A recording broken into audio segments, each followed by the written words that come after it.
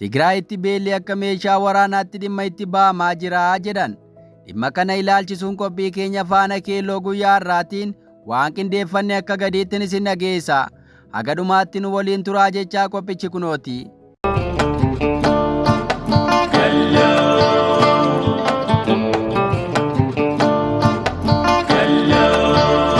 Kalloo Media.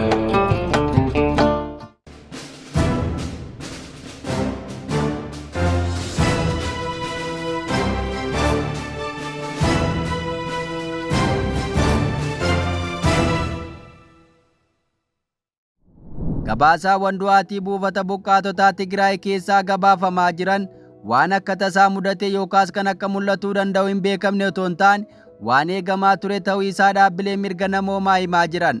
Taateen kunis bu'aa kufaatii siyaasaa ta'eeru. Numaa dinagdeen kufuu akkasumas mootummooleen federaalaa fi naannoo erga waraanni dhaabbate as akeekkachiisa beelli naannicha keessatti uumamuu danda'a jedhu irraa goruu isaanii irraa akka maddeerama. Erga adoolessa bara 2024 as namoonni nyaata malee akkasumas qoricha otoo hin argatin turan dhibbootaan lakkaa'aman du'aa akka jiran eerameera. Rakkoon hanqina nyaataa kunis jaarrolee, dubartootaa fi daa'imman hedduu akka miidhaa jiru dhaabbileen adda addaa gabaasaa jiran. Beelli kun amma ija duratti as bahee mul'ataa akka jiru seeraniiru. Garuu beelli buufataalee buqqaataa Tigraay keessatti mudataa jiru hanqina midhaan nyaataa otoo hin taane ka siyaasaa akka ta'eerama. Rakkoon kun bu'aa kufaatii haala walxaxaa booda uumamedha jedhan. Jiruuf jireenyi jiraattotaa waraanaan mudhuke gabaan kufaatii keessa bu'ee tajaajila gargaarsa hawaasaa keessatti dhaabbileen deebii kennan hatattamaan mala akka diigaman ta'ee jira.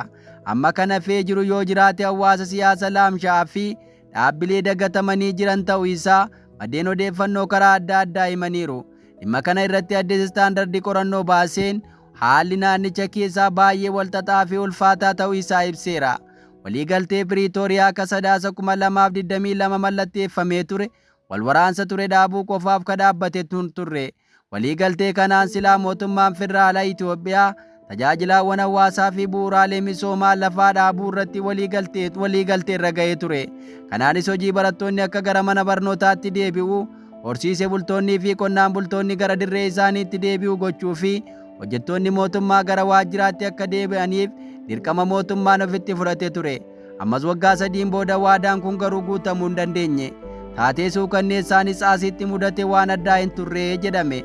Isaas keessatti tibbana buqqaatonni hedduun miidhamanii beelli qaama isaanii hubee kan mul'atu suuraan isaanii miidiyaa hawaasaa naanna'aa tureera. Dhimma kana keelloo miidiyaan gabaasaa turuun isaa akka yaadatamu. Gabaasaawwan duraan magaalota akka Shiree, Aksuum, Addigiraatii fi Adaawaa irraa dhiyaataa turan guyyaatti namni du'aa akka oolu, buufataalee qubannaa humnaa ol akka guutaa jiranii fi gargaarsi takkaa dhiyaataa akka hin jirre eeramaa tureera.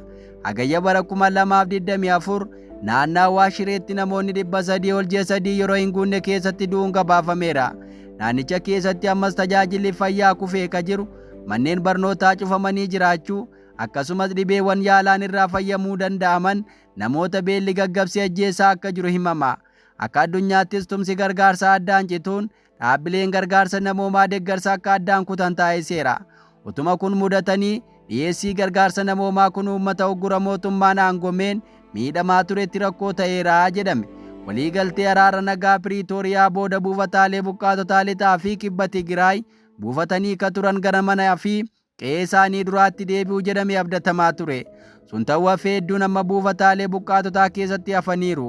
Warreen karoora ofirra deebi'u yookaas bakka irraa buqqa'anitti deebi'u taasifameef naannoleen akka Salaamit, Maayitsaaber, Raayyaa Oflaa fi Raayyaa Allaamaxxaatti gara qe'eetti deebi'an qe'ee diigame, tajaajila hawaasummaa dhume, eegumsa ga'aan bakka hin jirretti ofirra deebi'u isaaniitti himama.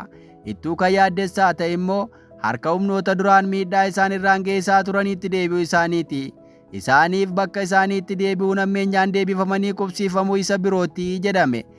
Akeekkachiisaawwan kanarratti ba'aa turan kan hafame akkasumas waa'een beelli dhufuu danda'a jedhamuu mootummaan qubarraa hin qabne.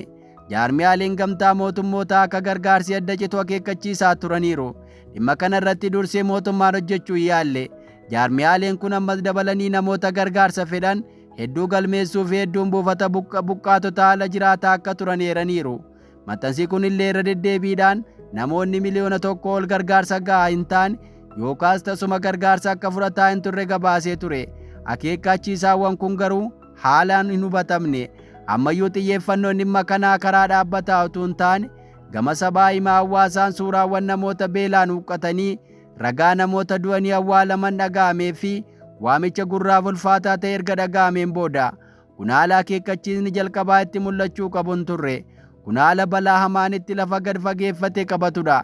Qisaasamni amma mudatee jiru kun cabiinsa gaggeessa siyaasa Tigraay keessa jiruu fi kan adda ba'u yookiis haala naannicha haalaan kasaaxilu ta'eera. Yeroo namoonni buufataalee buqqaataa keessa jiran beelaan rakkatanitti gaggeessitoonni kun aangoo siyaasaa wal falmaa akka jiran, kunis hojii murtee dabarsuu dadhabsiisee gargaarsa namoomaa achi dhiibuu danda'eera. Paartileen siyaasaa mormituu kana gidduutti miidhaa kana balaaleffachuu fi waa'ee isaa dubbachuu daldalataniiru. Addi bilisa baasa uummata Tigraay siyaasaan ijaajjee hafuuf jecha lubbuu oolchuuf hojjechuu dhiisee Finfinnee fi jaarrolee addunyaa dhimma kana araarsanitti quba qabeera. Kanaaf wanti amma hin hanganamne takka waliigalteen araara nagaa Piriitooriyaa waraqaa irratti utuu hin taane lafarratti yoo ilaalamu kufuu isaati. Araarri lammiilee miidhaman alatti dhiisee gaggeessota siyaasaa walitti qabu nagaa miti jedhan. Araarri Tigraayin du'aa fi diigumsa jidduutti hudhee kaa'us araara miti jedhamuun qeeqameera. Itti gaafatamni waan gama lamaan jirudha ka jedhan garuu hunduu qixa itti gaafatamummaa qabuun raawwachuu akka qabu dhaamameera. Mootummaan federaalaa itti gaafatama heeraa qabu rakkoo nagaan da'atee gu'atuu hin qabu. Akkasumas gaggeessi gama Tigraay jirus waldhabdee keessoo taatee akka beelaa jiru kanarratti itti fufuu akka hin qabne dhaamameera. Ka gargaarsa namoomaa dhiyeessanis dhaabbileen wayita namoonni beelaan du'an hojimaata qofaa hordofna jedhanii ruuqa taa'u mannaa hawaasa kana qaqqabuu akka qaban dhaamame. Kan ammaa tattamaan barbaachisu tarkaanfiidha ka jedhan nyaannii fi qorichi barbaachisaan dafee akka dhiyaatu, karaan gargaarsa buufataalee buqqaataa akka deebi'u, galmeen namoota buufataaleen ala jiran akka taasifamuu fi akeekkachiisa duraan taatee qisaasama kana mudatuu mala jedhu warra hin fudhanne immoo hojiin itti gaafatamaaf dhiyeessu hojjetamuu akka qabudha. Garuu gargaarsa namoomaa duuba dhugaan tokko ifoomuu qaba. Taateen beela Tigraayitti mul'ataa jiru kun qisaasama hojii gargaarsa namoomaa otoo hin taane murtee siyaasaatti rarra'ee waan mudatedha. Kunis kan mootummaa federaalaa itti gaafatamaan lammiilee isaaf nageenya mirkaneessuutuu qabu qaama biroo komachuu isaadha jedhame. Jiraattonni amma buufataalee buqqaataa keessa amma jiraatan gargaarsa kan eeggatan hin turre. Warreen kun mana jireenyaa jiruu hawaasaa akka qaban yoo ta'u mana isaanii irraa buqqa'anii rakkootti akka galantu himama. Garuu siyaasa badaa buqqaatii fi egeree tilmaamuuf rakkisaa ta'een amma camaa akka jiran eerameera. Naannoon Tigraay akka fakkeenyaatti haa fudhatamtu malee Oromiyaa keessatti taateen akkana haalaan akka itti fufee jiru gabaasaaleen karaa adda addaa eeru.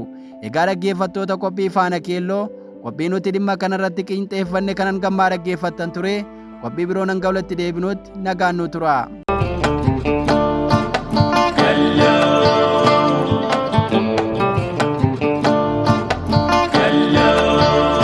Kalloo Miidiyaa.